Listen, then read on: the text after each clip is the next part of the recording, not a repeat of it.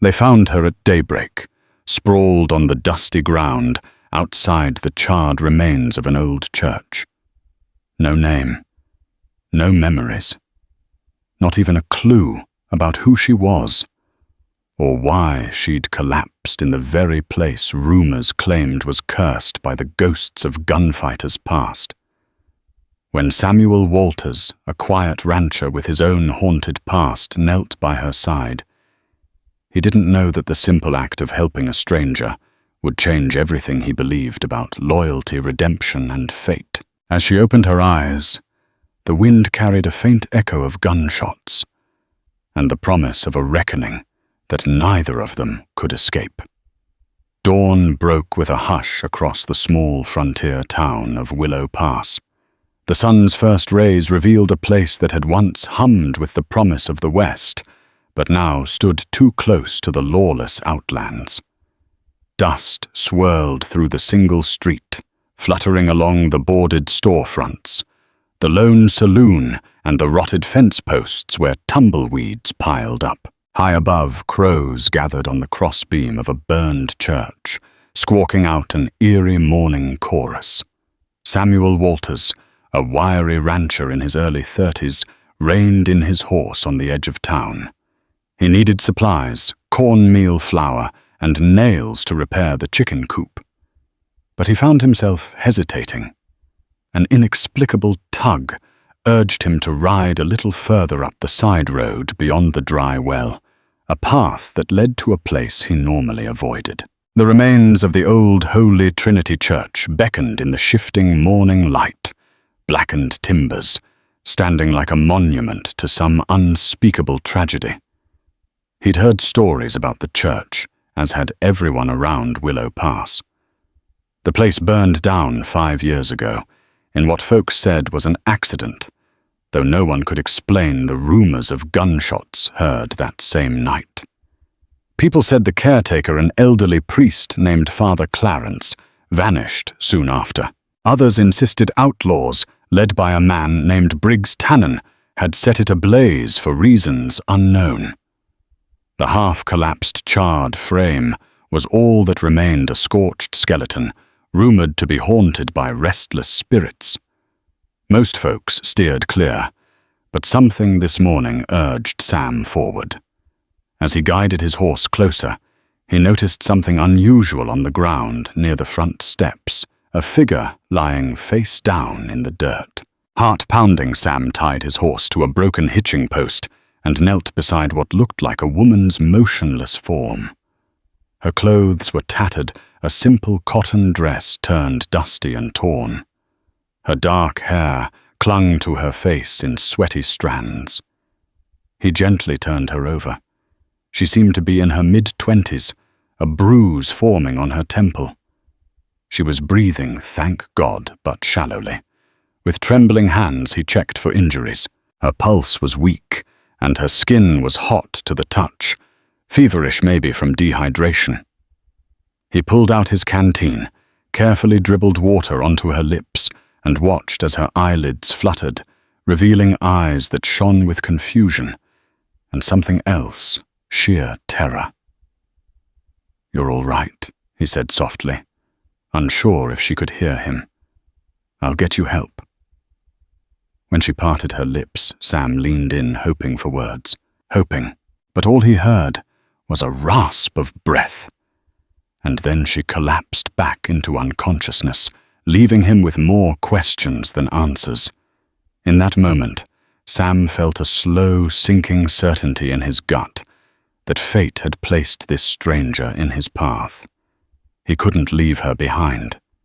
And he couldn't shake the sense that all the old legends about the burned church, the ghosts, the hidden secrets had just reached out from the ashes and pulled him into a mystery far beyond anything he'd bargained for. Time pressed in on Sam as he struggled to lift the unconscious woman. Years of manual ranch work had made him strong, but she was limp as a rag doll. Carefully, he carried her toward his horse, a sturdy mare named Daisy. The horse snorted in protest, but allowed the extra weight as Sam secured the woman in front of him. He muttered calming words to Daisy, trying not to jostle the stranger too much. Her hair fluttered in the breeze, and Sam noticed a faint scar along her hairline. He wondered if it was from some childhood fall or a more violent incident.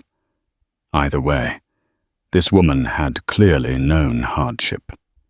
Her arms bore bruises that looked old, and he spotted a cut on her left shoulder that seemed freshly bandaged, yet soiled with dirt. Who had bandaged her? And why was she left out here alone by the ruined church? The wind picked up, carrying dust across the scorched ground. Sam spurred Daisy forward, careful not to gallop. If the woman was in shock or had broken bones, a rough ride could be dangerous. As Willow Pass came into view, Sam braced himself. The town rarely welcomed trouble. Folks here believed in minding their own business, focusing on their homesteads and leaving well enough alone. Bringing in a stranger, especially a female found outside the burned church, was sure to stir the rumor mill like a dust devil in high summer. He headed straight for Dr. Howard Gillespie's clinic. The doctor, a gruff but kind man in his 60s, was Willow Pass's only source of medical help. Gillespie had seen Sam through a nasty bullet graze 2 years back, when bandits attempted a barn robbery at his ranch. Sam trusted him with his life, and now he hoped the doctor could save this unknown woman. Sam dismounted in front of a small building with a chipped white sign reading, Dr. H. Gillespie, physician and surgeon. He pounded on the door, calling Doc, "Open up. We got an emergency." He heard fumbling inside before the door swung wide. Sam Walters. Dr. Gillespie's eyes immediately dropped to the woman slumped in Sam's arms. "Bring her in quick." Inside the cramped clinic, the air was thick with the odor of antiseptic and burning sage, Doc Gillespie's favorite remedy for bad humors. Sam laid the woman on an exam bed, stepping aside as Gillespie set to work. The doctor checked her vital signs, palpated her limbs, and pressed a stethoscope to her chest. Finally, he poured water into a tin cup and gently coaxed a sip past her cracked lips. "She's severely dehydrated," Gillespie muttered. "And she's got a fever. Could be from infection or exposure. Hard to say at this point." He glanced at Sam. "Did she say anything before passing out?" "Nothing I could make sense of," Sam replied, brow furrowed. "She only just came to for a second, but then she lost consciousness again." Gillespie nodded. "Well, I'll do what I can. She needs rest water, and maybe laudanum for the fever if it spikes." He searched the woman's pockets for identification but came up empty. No name, no papers. Sam felt a flicker of unease.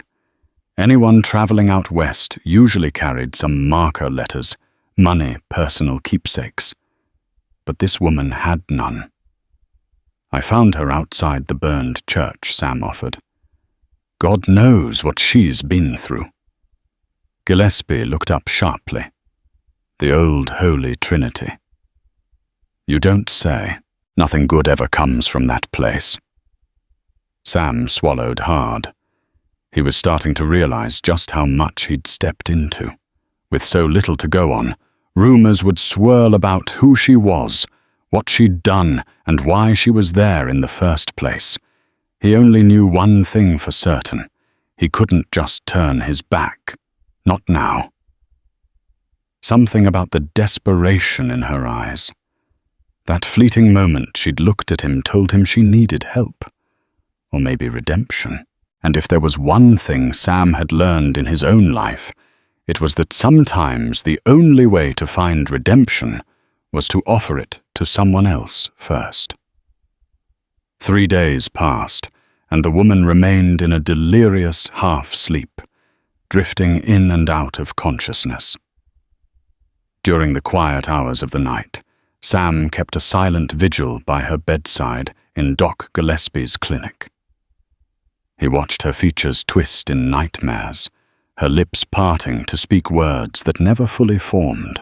At times, she'd flail in panic as though fighting some unseen assailant. Despite the thick summer heat, Sam kept a damp cloth on her forehead, hoping to cool her fevered skin. On the morning of the fourth day, she finally stirred with clearer awareness. Sam leaned in as her eyes fluttered open. Fear flashed across her face before she seemed to realize she wasn't in danger.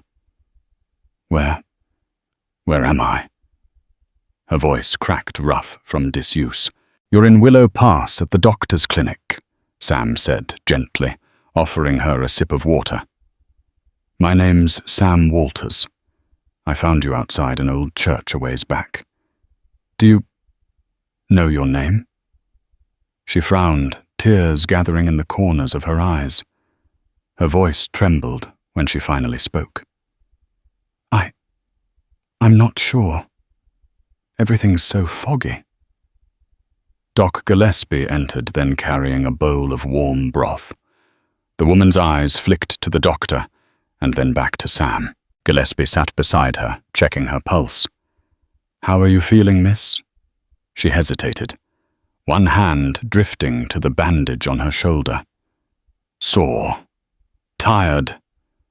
My head hurts. I don't remember much. Sometimes I see flashes, faces places, but they vanish. Gillespie pursed his lips, then nodded at Sam. We'll give you time. I've seen patients with memory gaps from fever or trauma. You might recall more with rest. To Sam, he whispered, let her stay here another day or two. After that, you'll have to figure out lodging. I've got no more beds. Another patient's due in for surgery next week. Outside, the buzz around Willow Pass had already begun. Gossips like Mildred Perkins, who ran the local seamstress shop, had taken to calling the mysterious woman a wandering stray, or insinuating she might be a criminal on the run. Sam's closest friend, Toby Martinez, had already heard 3 versions of the story. In one, she was an outlaw's wife. In another, a Pinkerton agent in disguise. In the wildest rumor, she was a ghost who wandered the desert nights. But Sam disregarded the talk. He cared only about the truth. If she had no place to go, no name, she'd need someone to stand for her until she recovered. Against his better judgment, Sam decided he would be that person. Doc Gillespie, after all, was a physician, not a caretaker. Besides, Sam's ranch, 3 miles outside Willow Pass, had an extra room. It was modest, but it was safe. By late afternoon, as the woman napped, Sam found himself pacing the clinic's porch. A part of him questioned whether he was getting in over his head. Caring for a stranger, especially one with a fractured memory, could invite trouble he didn't need. His ranch was already under threat from drought and local rustlers, but Sam had made up his mind. He wasn't about to toss her to the wolves. Before sunset, he made a final decision. If Doc Gillespie cleared her to leave tomorrow, he'd bring her home. She might remember her name eventually, or maybe someone from her past would come looking. In the meantime, Sam felt a strange pull, as though he owed her something. Or perhaps it was the other way around, that by helping her piece together her lost identity, he might find answers to the questions that had long haunted his own life. While the woman slept through another feverish night, Sam's mind drifted back to Holy Trinity Church. He had avoided the site ever since its grim destruction 5 years prior, just about when he'd first come to Willow Pass. Though Sam hadn't witnessed the blaze himself, he remembered the talk of outlaws' gunfire and the charred remains of pews. Some said Father Clarence had run off, though a few believed he perished in the fire. Sam once heard a rumor that Father Clarence had kept a secret ledger, a list of sins and transgressions from some powerful townsfolk. But like most rumors in the West, it was impossible to confirm. As curiosity gnawed at him, Sam found himself visiting the local archives. Tucked in a corner of the small courthouse was a cramped room filled with boxes of old records. He didn't know exactly what he was looking for, but if the woman had some connection to the church, maybe there'd be a clue buried in old documents. The clerk, a bored older man named Mr. Alcott, squinted at Sam through thick spectacles. "You again?" Alcott asked, pushing aside a newspaper. "You're not here to argue water rights, are you, no, sir?" "Looking for records on Holy Trinity Church," Sam replied. "Before the fire." Alcott sighed, rummaging through dusty file drawers. "Not much, but let's see." He pulled out a slim folder. Inside were yellowed pages, land deeds, donation lists, and a few brief ledgers with the church's inventory of Bibles and hymnals. Sam flipped through them carefully, pausing at a donation ledger. He spotted a familiar name, Clara Tannen. She had donated a significant sum only a month before the church burned. Tannen. The name set Sam's teeth on edge. Briggs Tannen was rumored to be the outlaw who had terrorized the region, known for shaking down small ranchers. Was Clara related to Briggs, a sister, a cousin, or even a wife? Another entry caught his eye. Wyatt Earp had allegedly passed through Willow Pass and contributed a small donation. Sam found that curious. Wyatt Earp was a well-known figure drifting around the southwestern territories in those days. The presence of such a name in the ledger suggested that Holy Trinity Church was once well regarded a place travelers and locals alike respected. But how had it all ended in flames? Sam closed the folder with more questions than answers. If Tannen's name was involved, it usually spelled trouble. Perhaps the woman was entangled with those outlaws, maybe even a victim or a loose end. They tried to silence. Sam's stomach churned at the thought. If that were true, then she could be in danger simply by virtue of being alive and not remembering what she knew. After returning the files, Sam stepped back into the courthouse hall, mind racing. Toby Martinez was waiting outside, arms folded. He'd evidently followed Sam, worried about the rumors swirling around town. Toby raised an eyebrow. "You still dealing with that woman from the church? People are talking. Some say she's cursed, Sam." Sam snorted. "She's just a woman who's hurt and has no memory. She's not some hex." Toby leaned in. "Maybe. But I heard from Deputy Blair that Briggs Tannen's gang's been spotted near the old stagecoach route. They're rounding up folks who might have seen something they shouldn't. Could be they're after her. That's exactly why I'm looking for answers, Toby. If she's tied to Tannen somehow, I need to know." Sam exhaled, exhaustion creeping into his voice. "I already decided I'm bringing her to my ranch tomorrow. If Tannen is behind her injuries, I can't leave her alone. And if he's searching for her, well, I'd rather keep her safe than dump her in a boarding house with no protection." Toby studied Sam for a long moment, then nodded. "All right. But watch your back. You know how these outlaws operate. If Tannen is on her trail, you're stepping right into his crosshairs." Sam nodded, a grim line forming at the corners of his mouth. He left the courthouse convinced that helping the nameless woman was no simple act of charity. She might be the key to unearthing secrets from Holy Trinity's tragic end. Secrets that could either free her from her nightmares or condemn them both to a collision with Briggs Tannen. One way or another, the ghosts of that burned church were stirring, and Sam had a sinking feeling that no one in Willow Pass would remain untouched once they emerged. By the next afternoon, The woman was well enough for Sam to help her onto a borrowed wagon. Doc Gillespie stood on the porch, arms crossed, as Sam settled her onto a cushion with a warm blanket. She was still weak, and her pallor betrayed exhaustion, but she insisted she felt ready to leave the clinic. Her fever had broken overnight, though her memory was still missing large pieces. She peered at Sam, grateful yet hesitant. "Thank you for not abandoning me." Sam tipped his hat. "Figured you'd want a chance to recover in a quieter place. My ranch is a ways out of town, but I've got a spare room.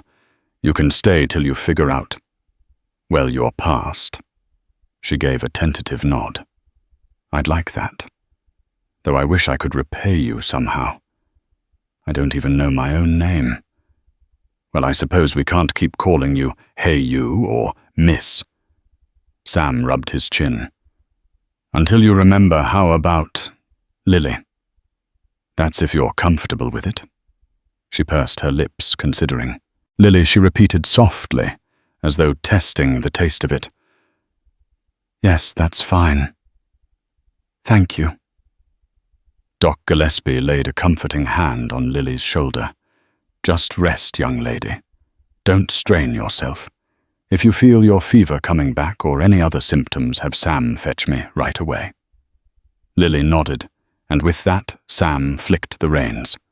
The wagon jerked forward, carrying them past the curious stares of townspeople who watched with wide eyes. Mildred Perkins stood by her shop, arms akimbo, clearly bursting with fresh gossip.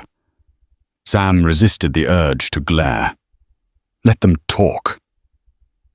He had more important matters to worry about, like figuring out who Lily was before trouble came knocking. The ride was bumpy, the wagon wheels creaking over rocky paths. Lily kept her gaze lowered, as if trying to hold back swirling thoughts. Every so often, she closed her eyes and pressed her fingertips to her temple, wincing. "Headache?" Sam asked quietly. "Not exactly. Sometimes I see flickers, like a lantern in a dark room, but it's snuffed out before I can see what's inside." Sam nodded, wishing he had words of comfort. Instead, he let the silence stretch, lulled by the clip-clop of the horse. They were halfway to the ranch when Lily spoke again. "Sam," she asked, her voice strangely small. "You said you found me at a burned church. Did you see anything else there? Anything that might tell me what I was doing?" He thought of the scorched ground, the broken pews, the swirling ash. "No. Just you lying unconscious. There was nothing else around." She stared into the distance, as though chasing a memory just beyond reach. "That place. I don't know why, but it fills me with dread." Sam guided the wagon onto a narrow trail that led to his ranch, the wind rustling the dry grass. He glanced at Lily, her features etched with confusion and fear. Something told him that if she ever unlocked her past, it would be more than just a lost name. The secrets behind Holy Trinity Church were stirring, and in that moment, Sam prayed they weren't heading into a storm that would destroy them both. Sam's ranch, the Double W, was modest by most standards. A humble clapboard house with faded paint, a small barn out back, and a chicken coop in dire need of repairs. Yellowed pastureland stretched in every direction, the late summer sun baking the grasses into brittle strands. A single oak tree offered shade near the home's front porch. When they arrived, Sam helped Lily down from the wagon. Her legs wobbled, and he instinctively steadied her. She murmured a soft thanks, clearly unaccustomed to relying on a stranger's kindness.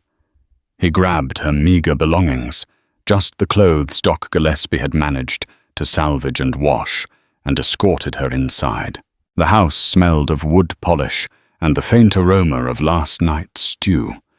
In the living area stood a worn leather armchair, a few shelves holding Sam's collection of ranch ledgers and the occasional dog-eared novel, and a weathered rug that had seen better days. Sam guided Lily to a small bedroom off the hallway. The bed frame was simple pine topped with a faded patchwork quilt. "It ain't much," Sam admitted, rubbing the back of his neck, "but it's comfortable and it's private." Lily gazed around, her eyes reflecting a strange mix of gratitude and lingering disquiet. "It's more than enough, Sam." "Thank you." He motioned to a pitcher of water and a basin on the dresser. "Take it easy. Clean up, rest as much as you need. I'll leave you to get settled." She nodded, managing a faint smile. Sam shut the door behind him and exhaled. He wasn't used to anyone else living here, and it felt odd to have another soul in the house. Yet at the same time, he couldn't deny a subtle sense of relief. The ranch had felt too empty since his mother passed away a few years back, and now it was as though the place held new purpose. That evening, Sam prepared a simple supper of cornbread and beans. They ate quietly at the small kitchen table, sunlight streaming through the window. Lily pushed the beans around her plate, occasionally glancing at Sam. He sensed she wanted to ask him something but was hesitant.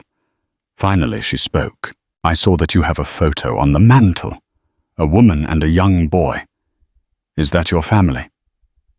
Sam glanced down, remembering the picture. "Yeah. My ma and me when I was about 6.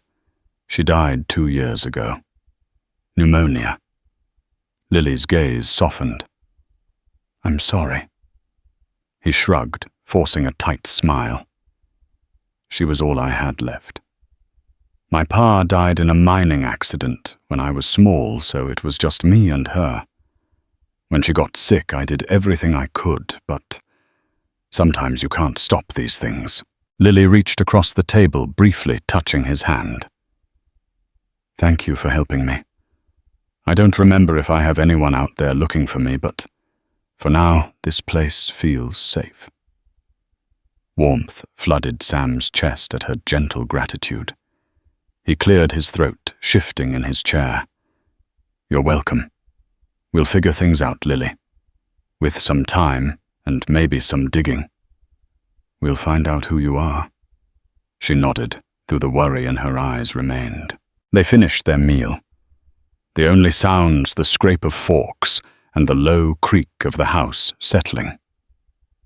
Outside, the golden glow of sunset gave way to dusk, the sky awash in fiery red and pink. Sam stepped onto the porch after clearing the table, letting the cool evening air brush against his face.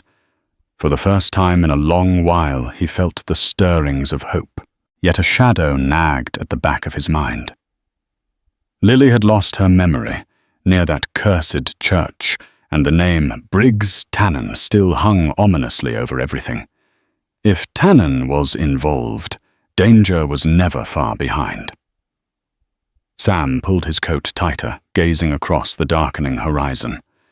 Tomorrow he would begin searching for more pieces of Lily's puzzle. But tonight at least they had a measure of peace. Late into the night, a faint cry drew Sam from a restless sleep. He bolted upright, heart pounding. The sound came from Lily's room. Without hesitation, he grabbed the lantern by his bedside and crossed the hall, pushing the door open. Moonlight filtered through the window, illuminating Lily's figure. She lay tangled in the bed sheets, her face contorted in terror. Sweat glistened on her brow, and a strangled whimper escaped her lips. She was in the throes of a nightmare. "Lily," Sam said softly, setting the lantern on the dresser. He moved closer, resting a cautious hand on her shoulder. "Wake up. You're dreaming." Her eyes snapped open, wood and unseeing at first, like she was still trapped in that dark place. She inhaled a shuddering breath and focused on Sam, realization flooding in. Gradually, her trembling subsided. Was Was it the nightmare again? He asked. She nodded, pressing her fingers to her temples. I can't make sense of it. It's always the same. A raging fire, gunshots echoing, and someone's voice calling my name. But I can never hear it clearly. Then everything goes black and I feel like I'm falling. Sam's throat tightened. It matched the rumors about the church fire. Sounds like memories trying to resurface. Lily tried to steady her breathing. I keep seeing that church in flames, Sam. And there's a man with a gun, but I can't see his face. Her eyes glittered with tears. I'm so scared. I don't know if I caused that fire or if I was just there. He took her hand gently, his own heart stinging with sympathy. We'll find the truth, he said, though his mind churned with dread. If Lily was present during the church burning, was she a victim or an accomplice? The next morning, Lily was too shaken to talk much, but she insisted on accompanying Sam to the barn. She needed something to occupy her mind. He showed her how to feed the horses, gather eggs from the chicken coop, and check the fences. She took to the tasks with earnest concentration, though he could sense her glancing over her shoulder at times, as if expecting an unseen threat. By midday, Toby Martinez rode up on his bay horse, dust swirling in the yard. Toby tipped his hat when he saw Lily and Sam. Heard you were out here. Thought I'd bring us news. Sam ushered Toby into the barn, away from Lily's ears. What is it? Deputy Blair rode in this morning, said a traveller, passing near the old stagecoach route, claimed to see a group of men in black dusters lurking by Holy Trinity's ruins. Blair thinks it might be Tannen's gang. Sam's jaw clenched. They're not letting that place go, are they? Toby shrugged. Why would they might be? They're after something hidden there, or maybe they're hunting for someone tied to that church. Look, Sam, you sure about taking this woman in? You might be bringing a load of trouble down on yourself. Sam's gaze drifted to where Lily stood outside, absently stroking the mane of a horse. She's alone, Toby. If Tannen's men are looking for her, I can't just leave her helpless. I wouldn't be able to live with myself. Toby sighed, pushing back his hat. Just watch your back. I'll keep my ears open in town. If Tannen's men show up, I'll ride out and let you know. Sam thanked him, then walked Toby back to his horse. Once his friend rode off, Sam joined Lily by the corral. Her eyes were distant, haunted by the nightmares she'd confessed. She glanced at him, trying to read his expression. Is something wrong? She asked softly, sensing his tension.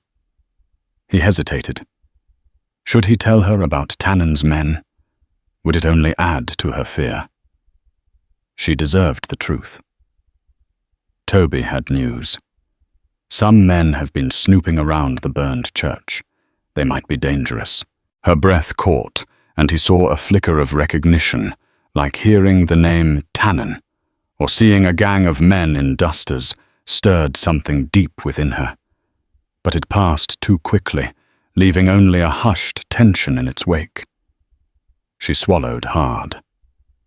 They're looking for me, aren't they? Sam squeezed her shoulder gently. We don't know. But we'll be careful. She turned her gaze toward the horizon, as though somewhere out there her missing past was waiting, and with it the truth about that dreadful night. The sun beat down mercilessly, but Sam felt a chill in his bones. The West could be unforgiving, and if Briggs Tannen was indeed prowling, it was only a matter of time before Lily's lost memories led them into a confrontation that could cost them everything. The next few days passed in uneasy calm.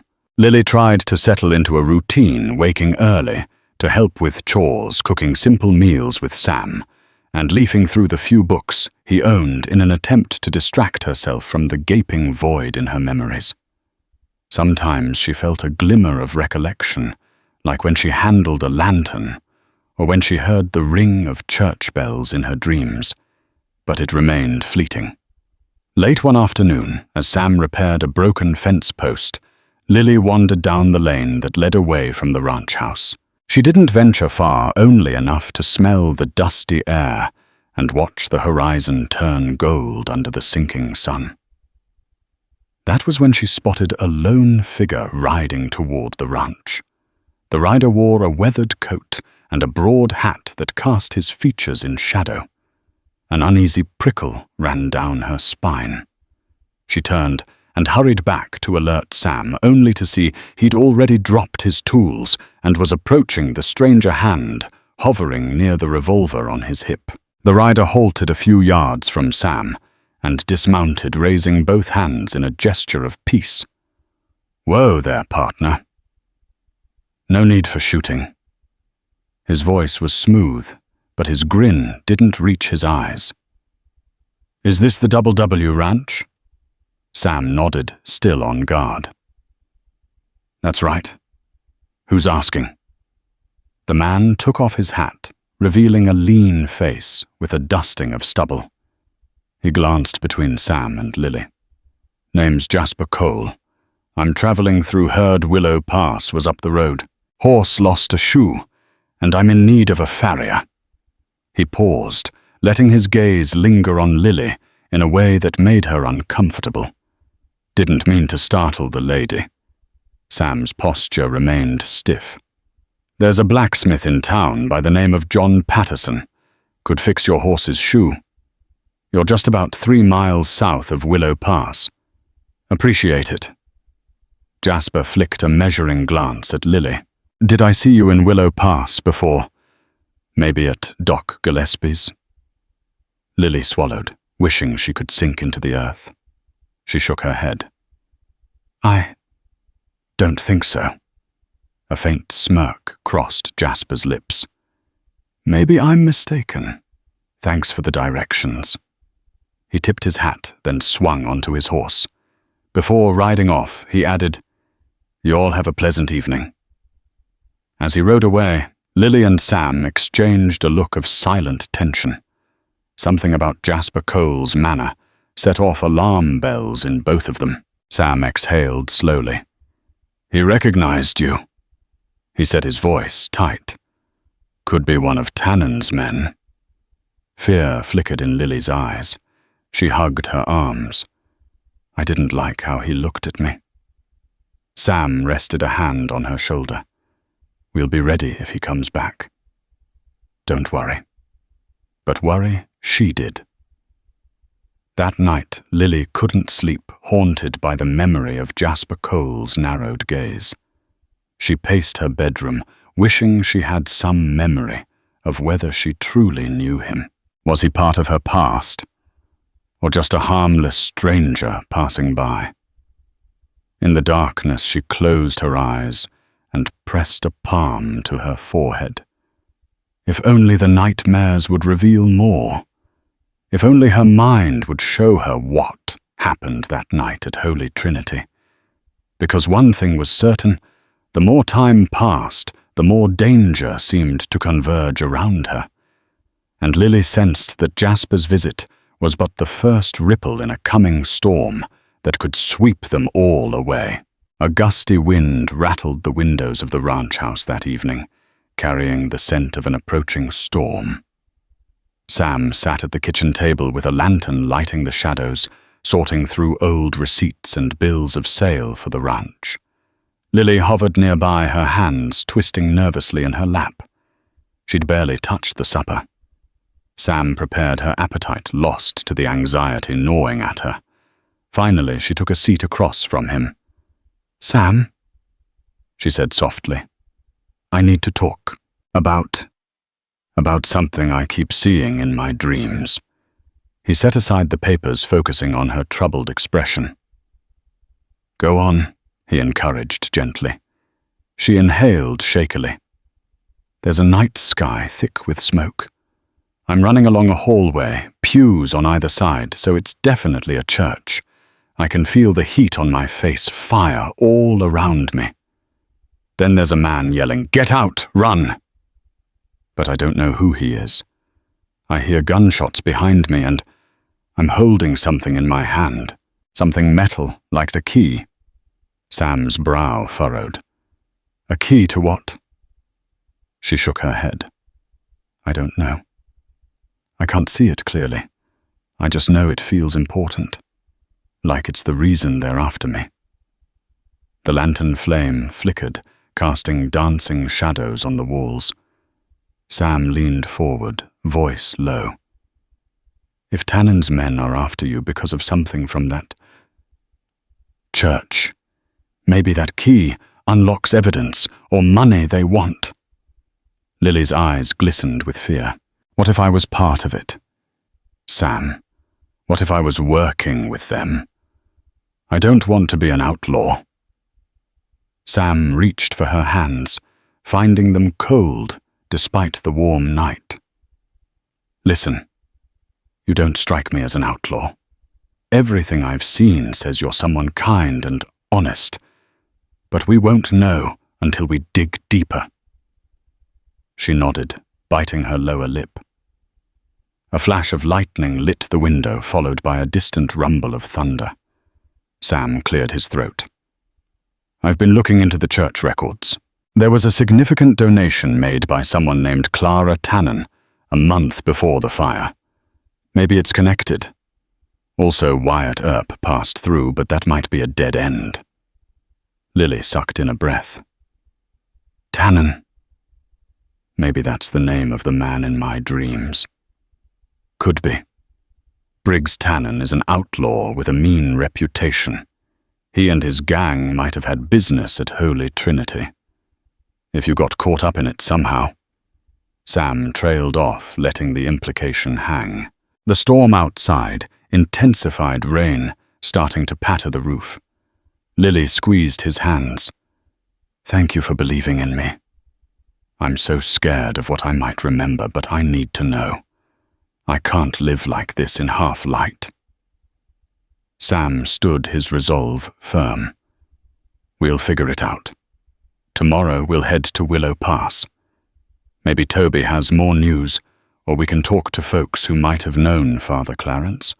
One way or another we'll uncover the truth. Lily nodded, tears brimming, but with a new spark in her gaze. The thunder rolled overhead, shaking the house. As the lantern light flickered across them, Sam felt a strong surge of protectiveness. Whatever secrets lurked in Lily's past, he'd face them with her. Because something told him that unearthing her truth was the only way they could both find peace, if peace was even possible, with Briggs Tannen's shadow looming over their every move. Early the next morning, the storm clouds had drifted on, leaving the sky clear and pale. Sam hitched Daisy to the wagon, and he and Lily set off for town. Tension weighed heavily between them, an undercurrent of apprehension at the thought of prying open secrets that might be better left buried.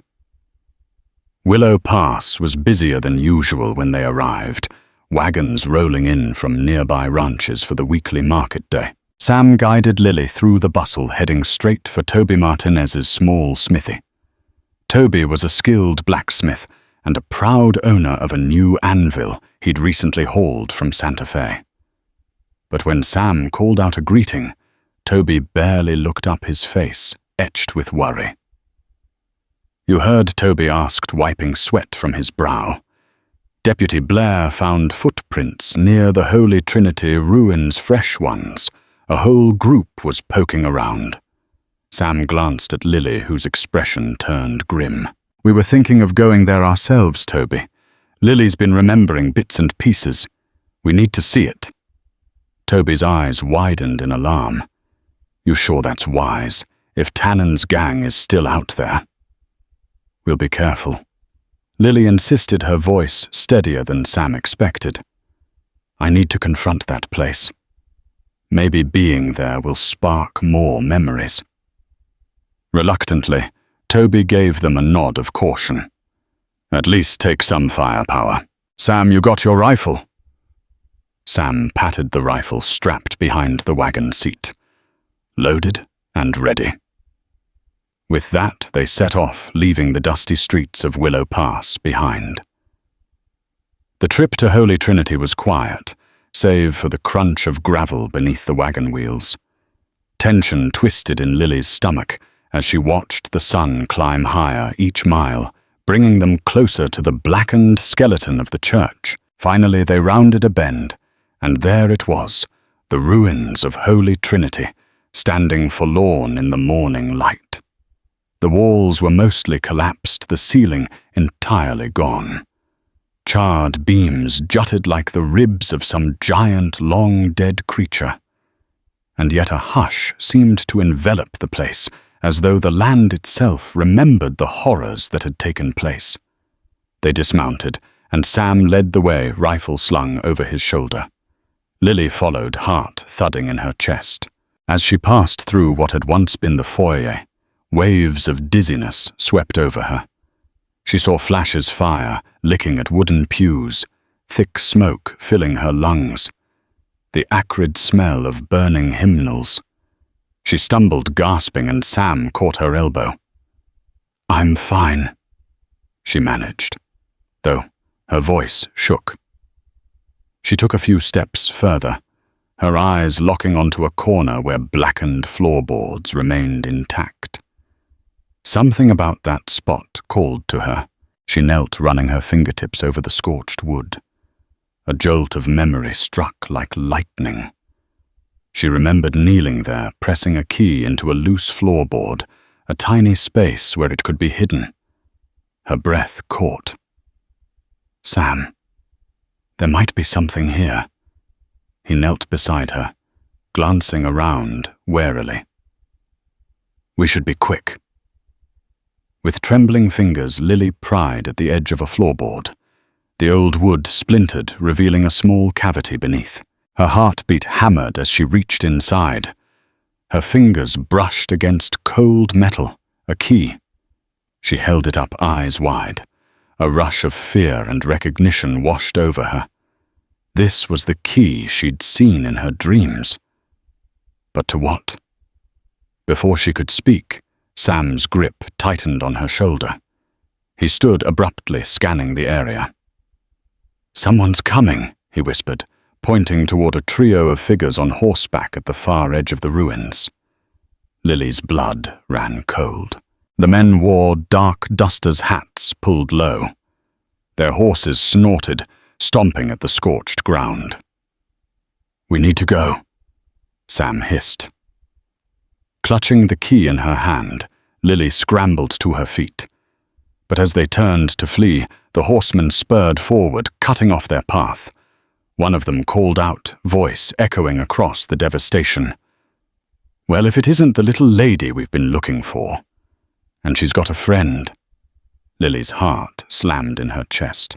The past was no longer just a missing puzzle.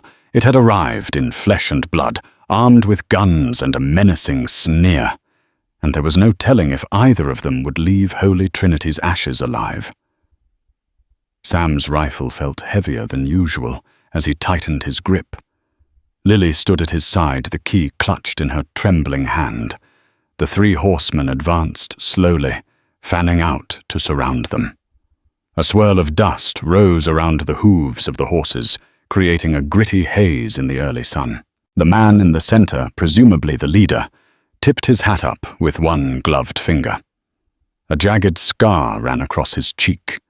His voice was smooth, mocking. "We've been looking for you, Lily, or should I say Mara?" Lily's breath caught her mind reeling. Mara. Was that her real name?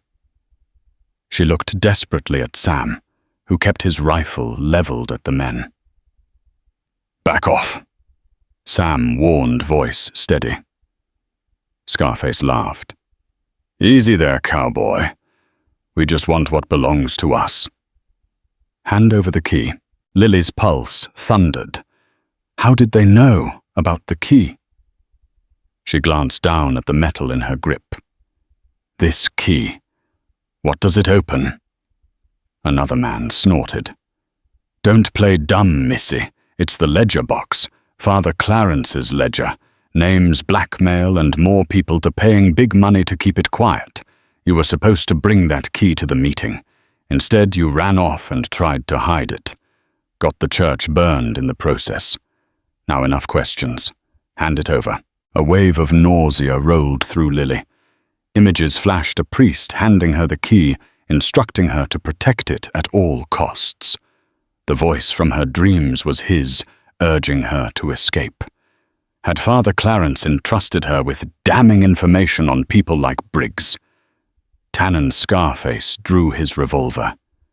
Give us the key. Sam stepped forward, placing himself protectively in front of Lily. She doesn't remember any of that. She's not handing you anything. Then you'll die here, snarled the outlaw. Lightning quick, he fired a shot that pinged off the ruined wall behind Sam. Instinctively, Sam dove to the ground, returning fire. The crack of rifles and pistols roared across the empty desert, echoing against the blackened timbers. Lily dropped to her knees, heart pounding, and scrambled behind a section of collapsed pew. One of the horsemen dismounted and advanced. She heard Sam shout, saw him duck behind a splintered beam as bullets whizzed overhead. The acrid smell of gunpowder mingled with the lingering scent of ash, creating a suffocating haze. Holding her breath, Lily peered around the corner. The man with the scar was flanking Sam, a cunning grin twisting his lips. Another volley of shots rang out. Sam cried out, grabbing his shoulder, blood staining his shirt. Fear seized Lily, but adrenaline propelled her into action. She gripped the key tightly and fumbled for a loose rock on the ground. As Scarface closed in on Sam, Lily hurled the rock with all her strength, striking his gun hand. He cursed, stumbling, and the revolver tumbled from his grip. Sam seized the moment, firing a shot that grazed the outlaw's arm. But they were still outnumbered. The second outlaw lunged for Lily. She tried to scramble away, but he grabbed her arm, twisting it until she dropped the key.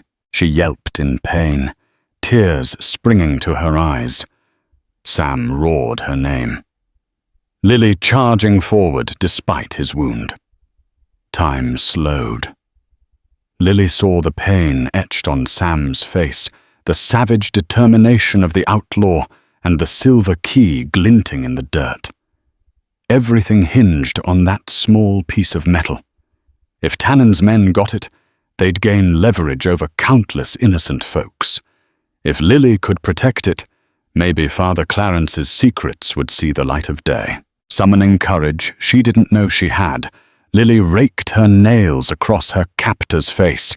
He bellowed, loosening his grip just enough for her to break free. She dove to the ground, snatching the key. Sam took aim and fired again, driving the outlaws back momentarily. "Lily, run!" Sam shouted, his voice ragged. But she wasn't running. Something in her snapped the memory of Father Clarence's plea, the screams in the burning church, the determination in Sam's eyes. She wasn't going to let these men destroy more lives. She scrambled to Sam's side, pressing the key into his hand. "Get it somewhere safe," she gasped. "We can't let them have it." Before Sam could protest, a final bullet from his rifle took down the man with the scar.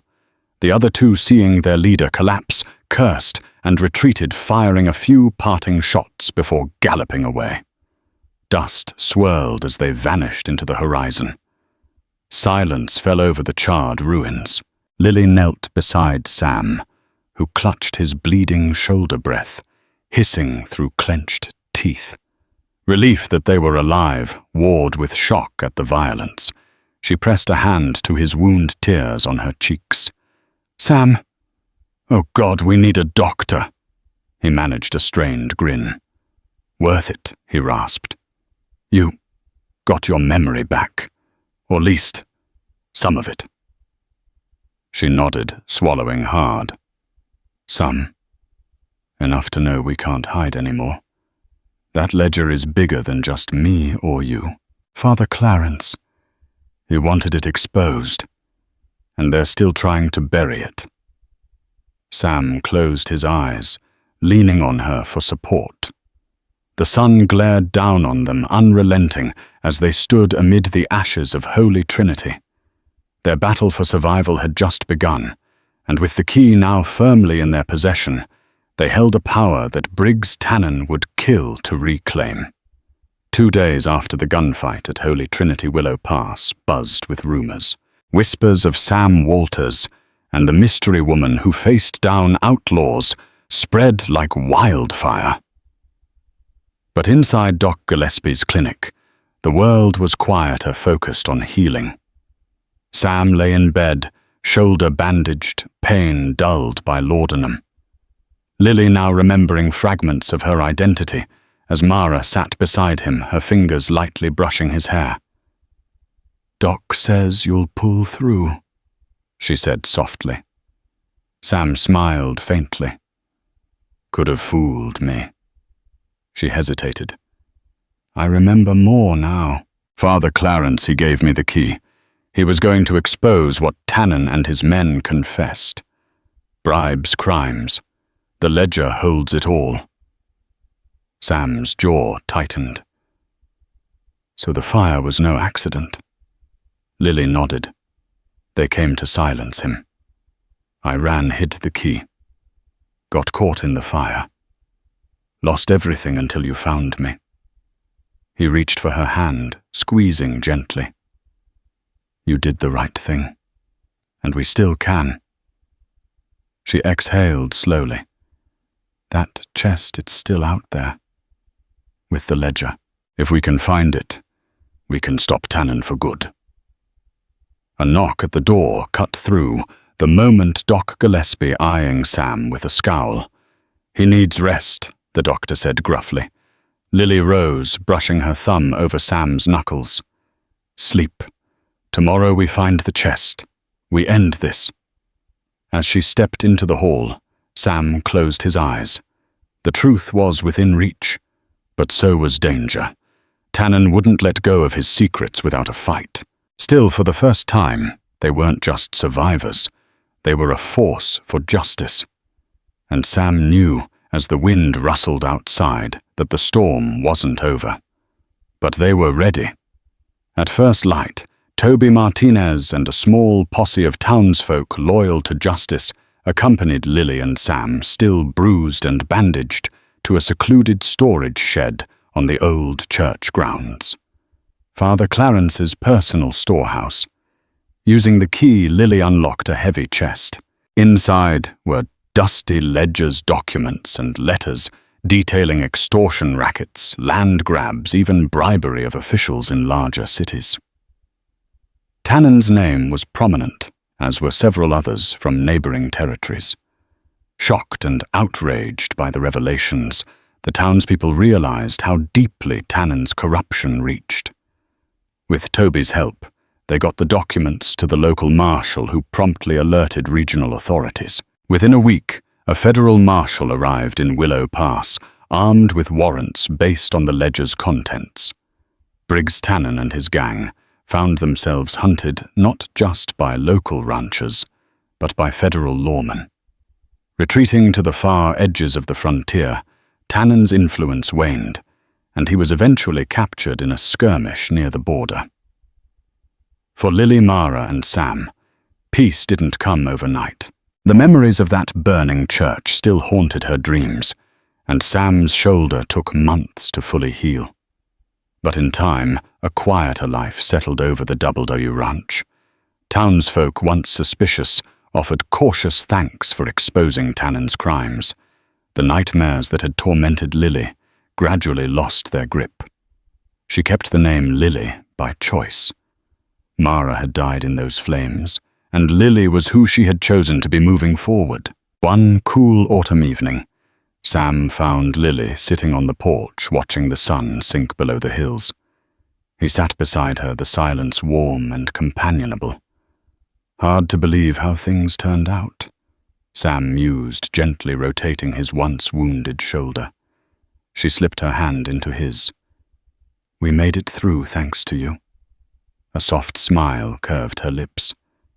Thank you for not giving up on a stranger, for helping me find myself. He returned her smile gaze, lingering on the horizon, where the sky blazed with oranges and reds. You saved me too, Lily. Gave me a reason to keep fighting for what's right. Maybe we both found something in all this. She leaned her head on his good shoulder, the old porch creaking beneath them. Amid the dusty plains and a once-cursed church, they had unearthed a bond forged in fire secrecy and redemption. And though the West remained a place of dangers and uncertainties, they had each other. And that was enough to face whatever storms lay ahead. And so ends the tale of the woman with no name who stumbled into a burned church, and the rancher whose life would never be the same for helping her.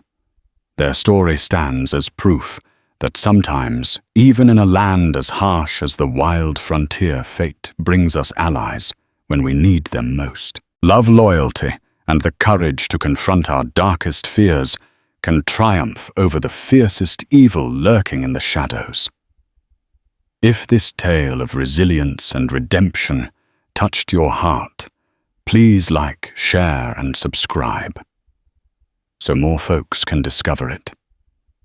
Each thumbs up and comment helps keep the spirit of the Old West alive in our modern world, reminding us that even in uncertain times we can still find hope, friendship, and second chances. Saddle up and join our growing community of listeners, because the next adventure is just over the horizon.